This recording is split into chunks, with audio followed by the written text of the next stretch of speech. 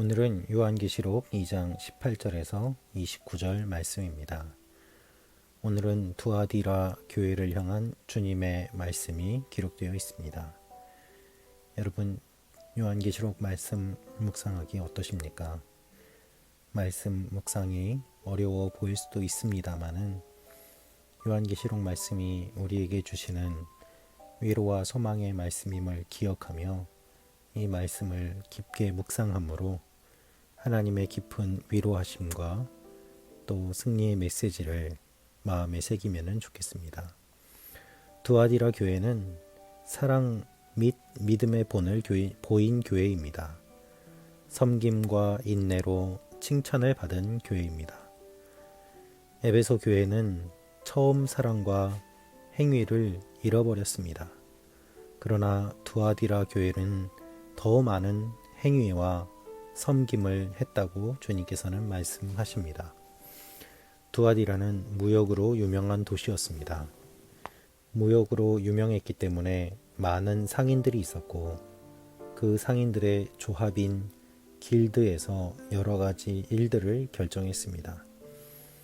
그 중에 하나가 종교적인 모임의 성격도 갖게 됨으로 말미암아 정치적인 생존, 경제적인 생존, 그리고 신앙적인 생존 사이에 많은 갈등을 느끼며 살 수밖에 없는 상황이었습니다. 세상의 가르침으로 사람들이 타협하기 쉽게 되었고 또 교회 안에 이세벨의 가르침이 들어오는 상황이기도 했습니다. 두아디라 교회는 사랑과 믿음의 본을 보였습니다. 주님께서는 18절에 이렇게 말씀하십니다. 너는 두아디라 교회의 사자에게 이렇게 써라. 눈이 불꽃 같고 발이 청동처럼 빛나는 하나님의 아들이 이렇게 말씀하신다. 불꽃 같은 눈과 청동 같은 발을 가지신 하나님의 아들께서 모든 우상을 섬기는 두아디라 지역에 있는 교회에 이렇게 말씀하신다라고 선포하십니다. 주님께서는 이 교회의 행위와 사랑과 믿음과 봉사와 인내를 알고 처음 행위보다 나중 행위들이 더 나은 것도 알고 계셨습니다. 문제는 무엇인가 하면 그들이 거짓 가르침에 미혹되었다는 것입니다. 거짓 선지자 이세벨의 유혹으로 행음하는 사람들이 생겼습니다. 이세벨이라는 여자를 너희가 용납하는구나. 그 여자는 스스로 예언자라고 하며 내 종들을 가르치고 유혹해 그들로 음행하게 하고 우상에게 바쳐진 음식을 먹게 했다라고 말씀하십니다. 열왕기상 16장 31절 말씀을 보면 이세벨은 아합과 함께 바알 숭배를 보급시킨 여인입니다. 아합 왕과 이세벨의 시대는 영적인 타락이 전국적으로 일어난 영적인 암흑의 시기였습니다. 그와 같은 상황이 지금 두아디라 교회에 일어났다는 것입니다. 너희가 이세벨이라는 여자를 용납하는구나. 그 여자는 어떤 사람일까요? 스스로 예언자라고 하는 사람입니다. 그들은 그 여인의 말을 듣고 유혹에 빠지고 음행을 저질렀습니다.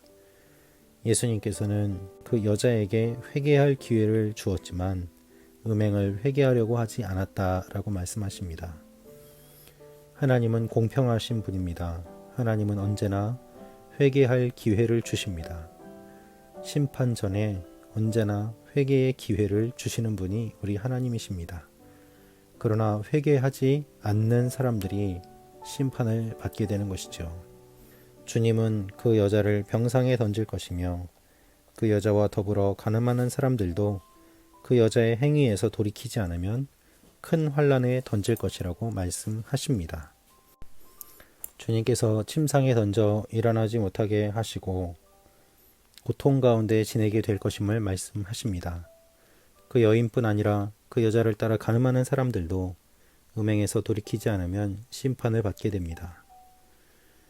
주님께서 그 여자의 자녀들을 사망으로 죽일 것이라고 무서운 말씀을 하십니다.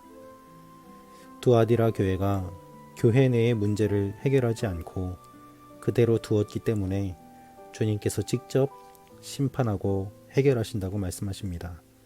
왜 그렇습니까?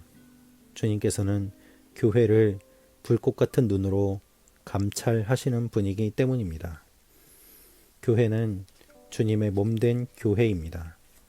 주님의 몸인 교회를 주님께서 보고 계시고 주님께서 교회의 거룩을 지키기 위해 부정한 사람들을 정리하겠다고 말씀하시는 것입니다. 24절에 그러나 나는 이러한 가르침을 받지 않고 소위 사탄의 깊은 것을 알지 못하는 두아디라에 있는 너희 남은 사람들에게 말한다. 나는 너희에게 다른 아무 짐도 지우지 않을 것이다. 다만 너희는 너희가 가지고 있는 것을 내가 갈 때까지 굳게 붙잡으라 라고 말씀하십니다. 우리의 믿음은 새로운 것이 없습니다. 우리가 해야 될 일은 지금까지 받은 것을 끝까지 지키는 것입니다. 새로운 것을 찾아 헤매이는 많은 사람들이 헛된 가르침에 빠지고 잘못된 유혹에 넘어가 이단의 가르침에 사로잡혀 가는 것을 주님이 보셨고 또한 우리도 자주 보게 됩니다. 여러분, 예수 그리스도의 십자가와 복음만이 우리가 마지막 날까지 유일하게 붙잡을 것입니다. 그러한 사람이 이기는 사람이 되고 주님을 끝까지 지키는 사람이 되는 것이죠. 그래서 26절에 이기는 사람과 내 일을 끝까지 지키는 사람에게는 내가 나라들을 다스릴 권세를 줄 것이다 라고 말씀하십니다. 주님께서 주님의 대적들을 물리치시고 그리고 주님의 말씀을 끝까지 붙잡은 사람들을 붙잡고 위로하여 주십니다. 왜냐하면 예수님께서 그 모든 것들을 심판하시는 권세를 가지셨기 때문입니다. 이 세상에 많은 권력자, 권세자들이 있지만 최종 판결은 예수 그리스도께서 하십니다. 요한계시록에 기록된 예수님은 심판자 그리스도이십니다. 주님이 불꽃 같은 눈동자로 여러분의 모든 것들을 다 보고 계십니다. 그래서 주님께서 선악간의 모든 것을 판단하시고 여러분이 흘린 눈물을 닦아주시고 승리의 면류관을 씌워주실 것입니다. 그래서 29절에 귀 있는 사람은 성령이 교회들에게 하시는 말씀을 들어라 라고 말씀하십니다. 우리 주위에 주님이 회개의 기회를 주심에도 불구하고 그것을 깨닫지 못하고 계속해서 반역하는 사람이 있습니다. 우리에게 주님이 회개할 기회를 주실 때 회개하는 자는 주님 앞에 다시 살아나지만 그렇지 않고 주님 앞에 계속해서 자신의 죄악을 감추려고 하는 사람들은 하나님께서 드러내게 하실 때가 반드시 있습니다. 이 사실을 기억하며 하나님 앞에 우리의 믿음을 굳게 붙잡고 복음을 지키는 하나님의 사람들이 되기를 주님이 원하십니다. 여러분, 날마다 말씀을 묵상할 때에 우리가 기준으로 삼아야 될 것은 무엇입니까? 우리 자신이 기준이 아니라 예수 그리스도가 기준이 되어야 됩니다. 말씀을 묵상할수록 교만해지는 것이 아니라 말씀을 묵상할수록 주님 앞에 겸손해지는 것, 그것이 우리가 묵상하는 진정한 의미일 것입니다. 날마다 승리하신 그리스도를 기억하며 우리에게 있는 죄악들을 고백하고 믿음의 본을 보이며 주님을 따라가는 여러분과 제가 되기를 주님의 이름으로 축원합니다. 오늘 하루도 믿음으로 승리하시고 주님이 갚아주실 것을 기대하십시오. 기도하겠습니다.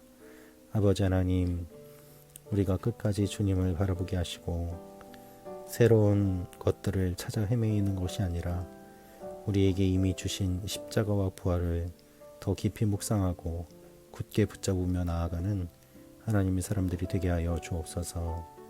예수님의 이름으로 기도합니다. 아멘.